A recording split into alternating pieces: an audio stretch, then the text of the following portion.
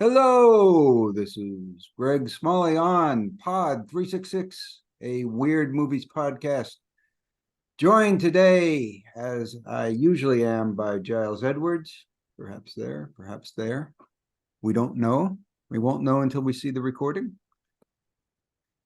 Can you speak, Giles? Are you on? I can. Hello, everybody. Hello, Greg. I didn't know if we had lost the audio there for a second. I was letting you finish your bit there. All right. Okay, well, we are pretty much ready to go. Obviously, we have no guests this week. Just going to discuss some movies, rare movies, obscure movies, and even the most common ones are kind of rare and obscure to most people.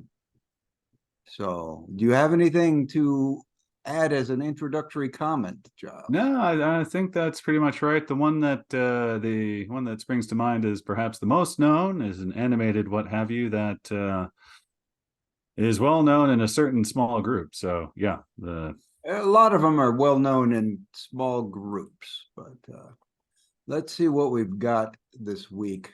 Oh, there's a bunch of them. There's a bunch of them to start off with. Some of these we're just are almost several of them are just things that we're just going to just barely mention that they are available. We're going to start off with this, and I don't know how many people in the world will recognize this. People who follow different YouTube channels would certainly immediately know what we're looking at with this.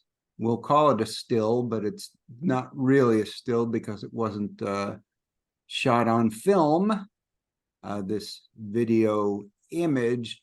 Giles, do you happen to know what we're looking at? yes, because I did some research beforehand, and I know that years past, I've had the acquaintance of any number of people familiar with I believe it's a Valve game, Team Fortress 2, and so any fans of that will probably recognize the broad contours of what's here, but I'm not sure if they just used the engine or lifted actual characters from this. So, well, the name of the film is Emesis Blue, and yes, those are actual characters from Team Fortress 2. And for non-initiates, what this is Team Fortress 2 is a video game, a combat-oriented video game. And in 2012, they released the maker, who may be Valve, as Giles says, released some software that allowed people to make little movies using the game assets. And so for 10 years, people have been making these little movies, and we featured one on our site because they're very strange, and they are usually very short, absurd, comedic pieces featuring these soldiers doing things like partying with Thomas the Tank Engine and many others that you can look up and have hours of enjoyment watching if you know the game, I guess. But for this one is the first full-length feature movie released using this software, and it is an actual movie of 90-plus minute length. And instead of being a little absurd comedy, it is a quite serious psychological thriller set in an alternate world with strong horror elements. And yes, this guy is a character from the Team Fortress game. His name, I have never played the game, but I've done a lot of research for this movie. So I know the character's name, which I think he's also called at times in the movie, is the Medic. He's considered probably a minor character and not one of the more popular ones. Yet he is one of the two protagonists of Emesis Blue. Giles, do you have any questions about Emesis Blue, or should I? Because it's a movie whose plot is really sort of difficult to describe, and it's very confusing. But I think most of the interesting things, especially to people who aren't familiar with this phenomenon, all goes to background of why this exists, why there's a movie, and it's been viewed, a million times or whatever. Yeah. Yeah, I guess I don't have much to say about it. I'm sure we'll be providing an informative link. My only experience with this vein of animation is some familiarity with an earlier, more comedic, but still rather absurdist exercise of Red versus Blue, which uses the Halo engine as the basis for its machina animations about these two warring parties that eventually start to wonder why it is they're fighting each other. So yeah, so something similar happens here. This is also I had wondered if other games had released similar software and just hadn't taken off the way this one had with the fan base. There are two teams, Red versus Blue, in this world, fighting in sort of an eternal war, but they're in this world they're corporate entities rather than nation states, and the plot evolves around in this alternate world, they have respawning technology, which allows them to have their combatants come back to life after being killed and go out to fight again, just like in a video game. But here we deal with sort of the real life post-traumatic stress disorder that constant respawning and being sent back into battle might cause you to have all these terrible hallucinations type moments, and so they do. And there's also a drug going around which causes further hallucinations. And yeah, it was totally unexpected. Somebody suggested it in our suggestion queue, and it is indeed weird. And it is indeed, I think, the takeaway is that if you're a fan of the series, you'll definitely want to see it, and you probably don't need me to tell it. If you are a fan of the game, you've probably come across this already. But the amazing thing is that it is really a movie. It's a fully plotted movie made with video game software. And although it's very confusing, it's obvious that the author, had an idea for it, and there is a plan, there is a plot, things recur, there are references to The Shining, there's references to Fritz Lang's M. It's a real movie. So I was just amazed by that, even though it's not the best movie in the world. It's not the worst movie either. And the fact that it's a movie at all is just what's, fascinating about it. Yeah, sounds great. Okay, well, let's move on to another more conventional movie. I put up two stills to illustrate this one. This is a movie Giles has seen and almost no one else has, and people in Los Angeles will get a chance to see it this week if they head out to the theaters on October 5th. Giles, what can you tell us about what we're looking at? We are looking at well, let's see, it looks like two promotional poster style things. One on the left, sort of young woman on a couch with a black gentleman falling asleep on her leg. She's looking off somewhere in the distance, and it's advertising the film festival it was in, as well as the title and the time for the screening. And on the right is a much more standard movie poster with that explosion of characters' heads kind of, clustered toward the center part of the, I'm going to guess in this case, a digital poster with, along the bottom, an important, if not prominent, feature in the film of this phone booth, kind of in the middle of this desert nowhere, and above that is the explosion of characters' faces. And these are both advertising the film Fuzzy Head, which I had the pleasure of seeing when we did our remote coverage of Slamdance. It is directed and stars Wendy McComb, who we've seen work from before, including Birds Without Feathers, which is also an Apocrypha candidate alongside Fuzzy Head, and are kind of, I'm gonna call it, I guess, the more interesting side of mumblecore for Fuzzy Head here, with some interesting stylistic things going on, as well as a very unreliable narrator. Wendy McComb is quite obviously influenced by the likes of Lynch, Tarantino, Fincher, and I reference Adrian. Oh yeah, Adrian Lyne, who did Jacob's Ladder. I got vibes from that movie as well.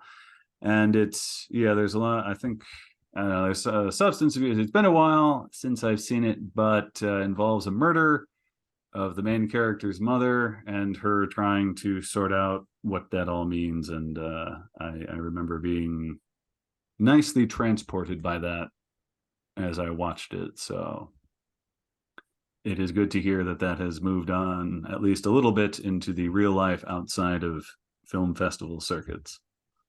Yeah, so it's one night only screening. I don't think it's been screened since Slamdance.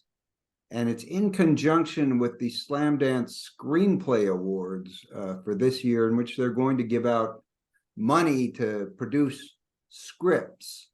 And I don't know why Fuzzy Head was specifically chosen for this, but I'm hoping that it's a good sign that it's going to play again. Maybe they're trying to get it in front of some distributors' eyes, and Slamdance is helping them with that. Maybe it's simply because they're a previous winner of the Screenplay Award. I wouldn't be surprised. I'm not sure if they won that award or not.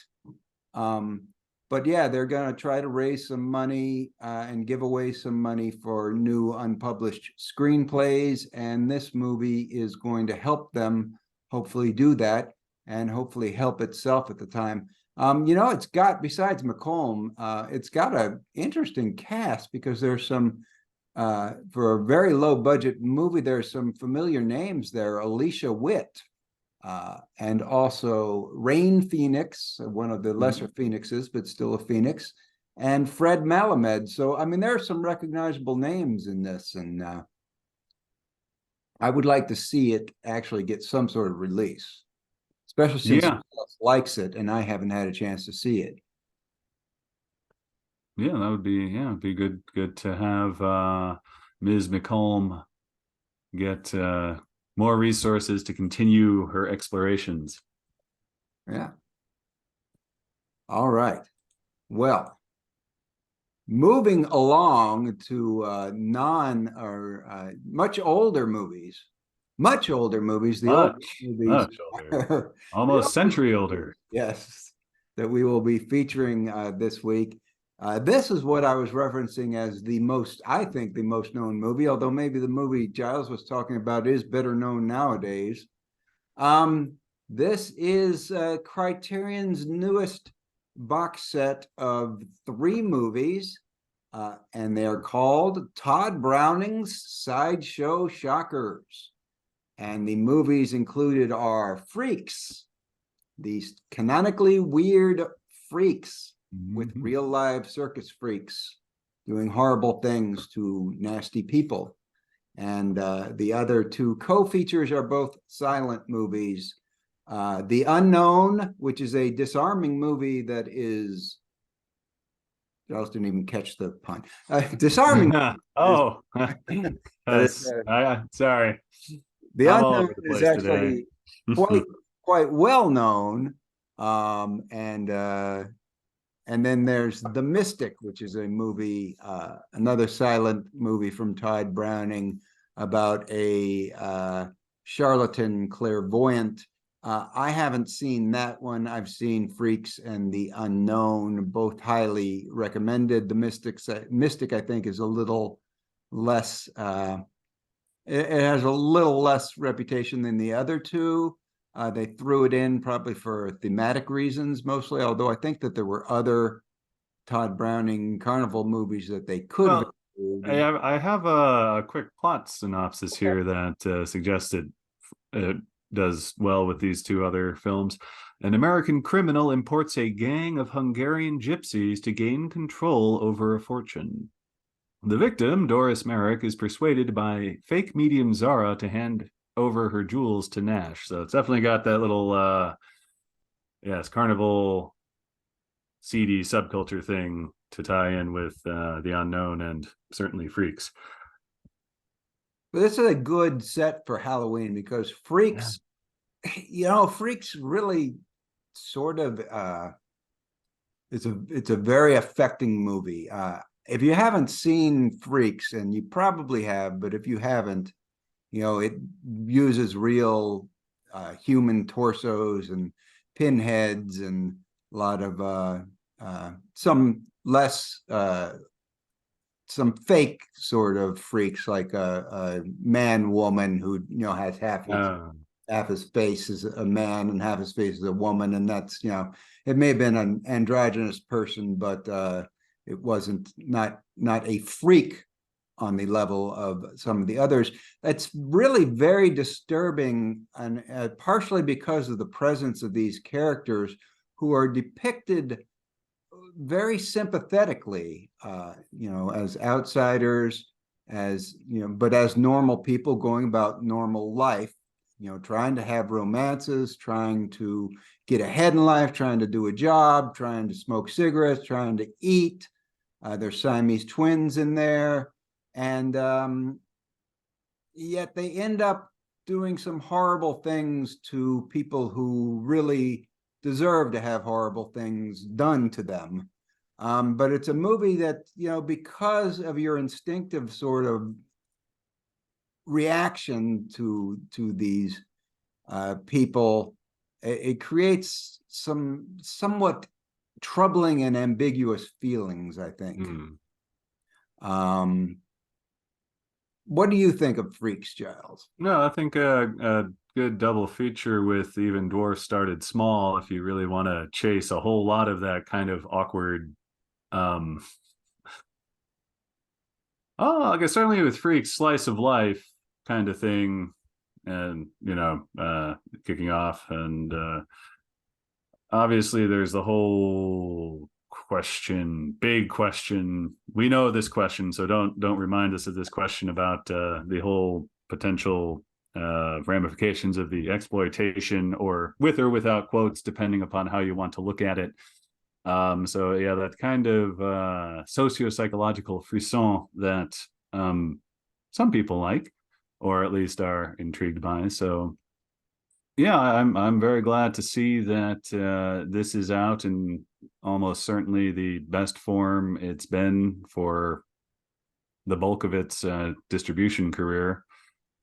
So yeah, not much further to add that you haven't said just now, or that we haven't said on the website. So about The Unknown, have you seen The Unknown, Giles? I am unfamiliar with The Unknown.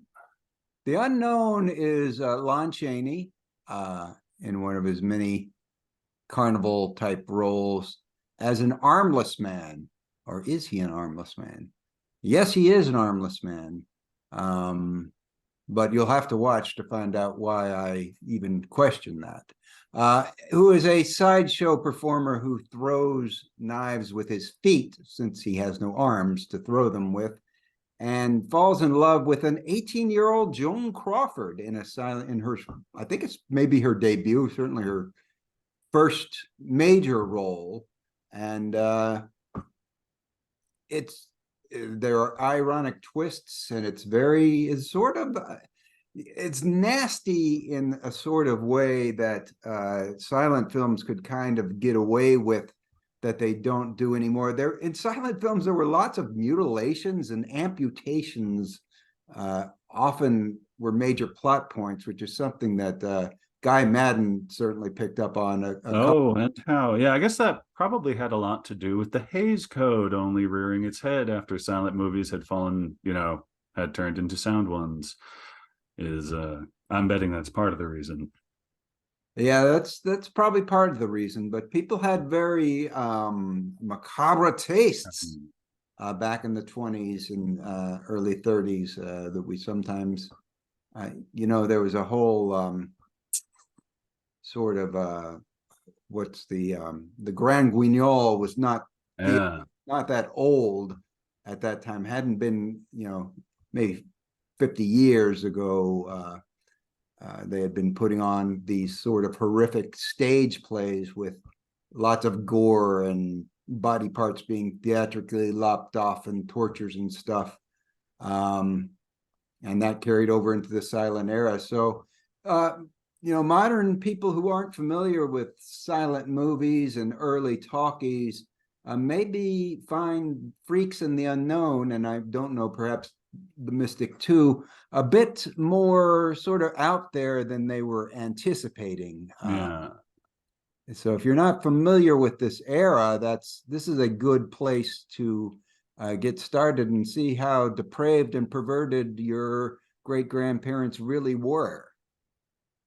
So that's Freaks. It's Todd Browning's Sideshow Shockers, a recommended purchase. Yeah, let's see, probably a heap of extras on. Okay, yep, and your normal. You want to go through the extras? The Oh, extras sure. are mostly Right. Freaks related, not related to the other two, but you can. Oh, from this thing, 2K digital restorations of all three of them, which is a good, honest thing to do because much above 2K, the source material can't be high quality enough. Audio commentaries on Freaks by film scholar David J. Scull. Interview with author Megan Abbott about director Todd Browning. Oh, and pre-code horror. So there's some words about that. An archival documentary on Freaks. Episode from 2019 of critic Kristen Lopez's podcast Ticklish Business about disability representation in Freaks. A reading of the short story that by Todd Robbins on which Freaks is based. A prologue that was added to Freaks in 1947. A bit about the alternate endings that were, I guess, made or distributed with Freaks. Video gallery of portraits from Freaks. And so on. So it looks like this is Freaks and two other things will come with it kind of release. Basically, yeah. All the extras go around Freaks. Freaks is the big draw. So moving on to the next video release. This is a UHD release, and I put the back cover up as our illustrative still. I Giles, can understand why. what can you tell us about what we're looking at? Well, we are okay. So it looks first off, there's a big barcode. There is a big barcode tipping you off. That is a collector's edition 3-disc set, one UHD and 2 Blu-ray.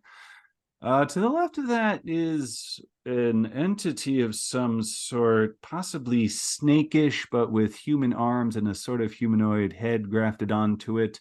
And he's kind of stooped over to the left of the barcode, and both of those are above someone telling you that this is compelling and essential. And below that little blurb, there is a fairly extreme close-up of what looks like a young, gaunt fellow with determined-looking eyes staring straight at the theoretical camera lens. And to the right of that individual, I think might be the top left entity, standing up and wielding a massive partisan-esque weapon against a blue sky with light, fluffy clouds. And that would be, of course, a giant robot. Okay. Not a snake. Well, there was sort of some on the closer picture, it looked like some scaling on the lower back there. So it's this is, the most awkward title of all time, and Hideaki Anno loves awkward titles. Evangelion 3.0 plus 1.11 should be a colon, thrice upon a time. 3.0 plus 1.11, thrice upon a time. The fourth and final installment of the remake of the original Evangelion, which has its own tortured history, which I went over in print Yes. and is available. So it starts out as a TV series. They made some movie adaptations, and then he came back a decade later and redid the whole thing, and now it's finally finished. So it exists in sort of two forms. And this is the remake. Giles, did you ever see I think you saw the original finale movie of Evangelion. Am I correct? I may have. It's kind of unclear. I do remember your write-up about the creation and distribution phenomenon behind this particular series, and as you said, it's tortured history. There's a non-zero chance I've seen a section of it, but it's not springing to mind. I think certainly after reading what your remarks online, I thought, all right, if I'm going to do this, I'll want to do it with some sort of close guidelines of what order to watch all these things in, because there are a number of different things made at different times to take part in a different section of the story. So I am not too familiar with this, but this was my guess about which of the bunch today would be most well known. It might be among a certain audience. At any rate, this is a story about giant robots and the apocalypse, and even more about a young teenager who suffers from catatonic depression and is tasked with saving the world, which in both iterations of the story leads into a confusing, psychedelic, surreal apocalypse at the end.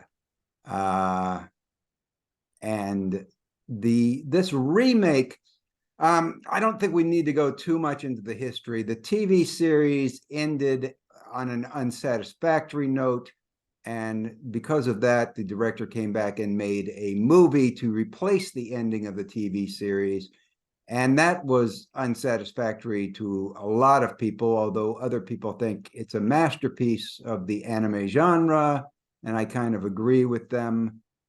Flawed masterpiece, but a masterpiece nonetheless. So years later, he comes back and redoes the whole thing from scratch and does it the way he wants it to, and it ends differently this time. The characters are a bit different. If you are a fan, you probably know all this, and you just know you want the UHD or not if you can't play it.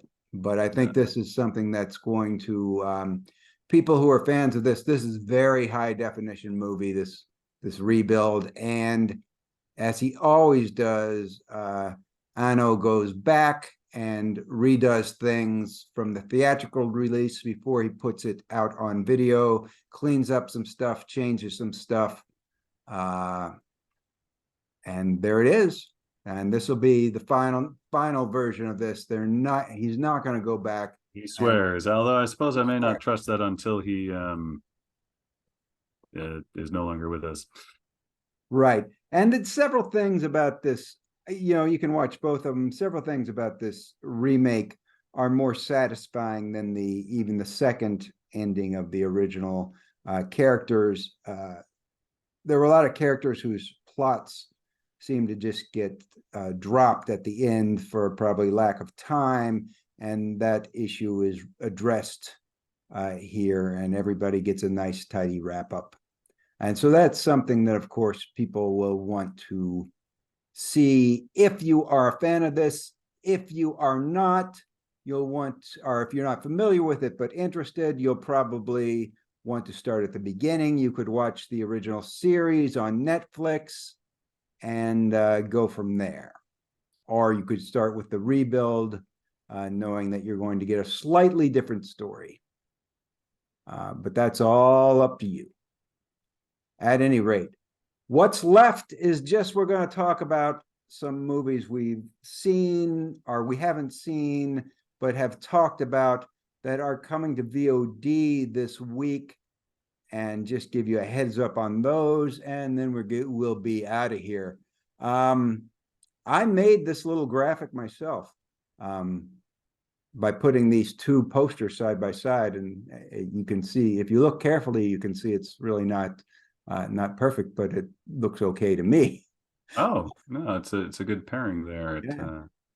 So I thought we were going to just mention these two, and then another one came out just a few hours before showtime to mention. So, so these didn't. This is Piaf, the French art house movie about a woman who possibly turns into a horse. We don't know. We haven't seen it. It's or Giles has seen the short on which it's based.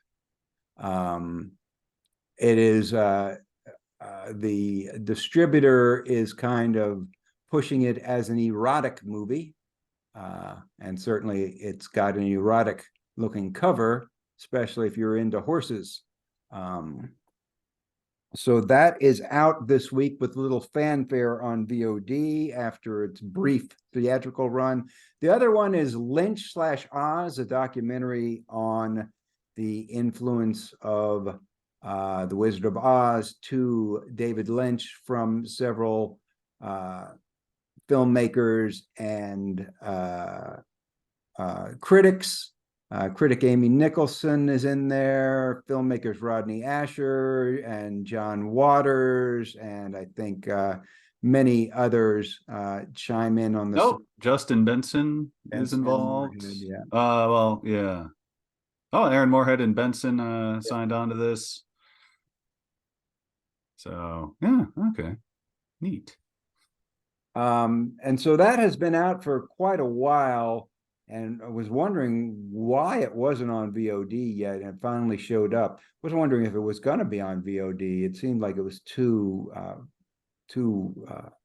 popular or had too much potential not to be, and finally showed up. Any thoughts on these two, Giles, before we go to the none on Lynch and Oz. It's probably fairly, well, at least as straightforward as a double header documentary like that would likely be. As for Piaf, you were right, I haven't seen it. I was intrigued by the short film Passage by the same writer-director, and I can tell you that a reviewer buddy of mine I hold in a fair amount of esteem from Fantasia saw Piaf at whatever the first film or had some sort of screener for it before it showed at Fantasia, and at least had gotten at least as far as halfway through the festival before he remarked, "Giles, you should see this. It's probably the best thing at the festival." That said, I didn't make it to it, but so. Was that in reference to the short or to the? Oh, the film, the feature length. Oh, I didn't know the feature length film had. Yeah, I was pretty sure. Yeah, it was when I found out that it was based on the show. I was like, oh, okay, I have seen enough of that for my own purposes. But I will trust this fella enough to extend that recommendation to everyone here. That. Well, does he have a name, or would he? Oh, yes. Neil Brennan. He does programming for other film festivals and is an avid collector of 35 millimeter prints of movies. So knows his stuff. Okay. So that's Piaf and Lynch/Oz on VOD, and another one that's on VOD. Well, there's 6 movies here, Giles. Can you tell which one we're interested in? We are interested in the one with the most eye-catching graphic. Upper left corner, smiling mustachioed fella with a face covered with blood next to the big words, "Kick me." And we had the pleasure of chatting with the writer-director of that, I don't know how many months ago, when it first, I think, kicked into the festival circuit. And it is a fun little romp, very silly but high energy, about a guidance counselor having a very rough evening in Kansas City, Kansas. So I imagine you may well link our previous podcast somewhere in the text in the pipeline here, so people may refresh their memory of that discussion. But yes, that was a fun little movie that is full of violence, but not full of mean-spiritedness.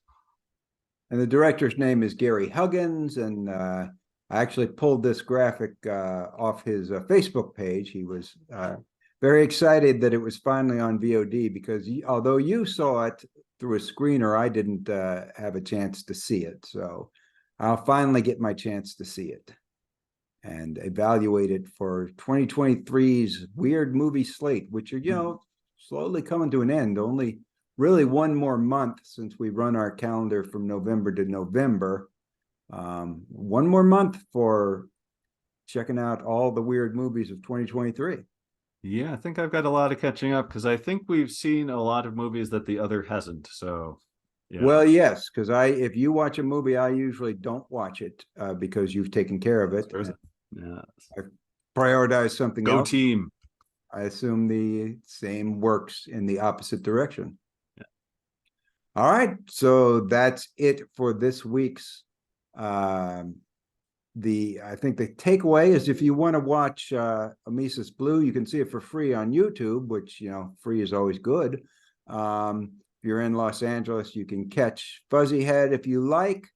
And then Freaks is the big buy on video, and the other 3 VODs. I think Lynch/Oz may have the most appeal to people, but check out whatever you want. We got a minute left. Giles, do you have any closing things to talk about? Well, Team Average is wrapping up the 8th season of Average Joe Travels the California Inscape. I wrote the latest episode, and we're ending on a cliffhanger involving a lot of deadly swine. So feel free to hunt that down and check it out. So yeah, if you don't, we'll link it. It's Giles's. What would you call it? I mean, it's not a podcast. It's like a radio noir kind of thing, involving Penguin Pete as well, who also is a contributor to this website, our story crafter. All right. Well, it sounds good. We'll include a link amongst our numerous links we're going to include, and we'll sign off for today. See you next week, when we won't have a guest again, but we'll talk about Halloween. So, all right. Well, bye-bye, everybody. Bye-bye. Okay.